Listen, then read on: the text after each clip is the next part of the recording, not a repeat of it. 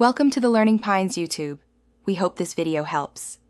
You begin with a warm engine, not hot, just warm enough so oil drains faster and carries debris out. Once done, park on the center stand, block the wheel, and loosen the filler cap to vent the system. First actionable step, place the oil pan beneath the drain plug and remove the 17 mm plug using steady force. Use gloves to protect your hands. As the oil starts flowing, watch the color and flow.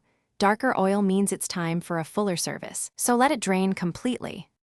Once the oil has slowed to a drip, remove the oil filter or cartridge, depending on your Maestro Edge model, and inspect it for sludge or metal bits. Replace it if dirty or per interval. Then, clean the drain plug magnet with a rag to remove filings and fit a new crush washer to ensure a tight seal. Make sure to let the oil finish draining for 5–10 minutes. This reduces contaminants left inside. Finally, wipe mating surfaces so the new oil and filter seal correctly. You now reinstall the drain plug hand tight, torque to spec if you have a torque wrench, and fit the new filter per manufacturer torque recommendations. Then, add 0.8 to 0.9 L of the specified oil grade through the filler. Make sure the level sits on the dipstick mark.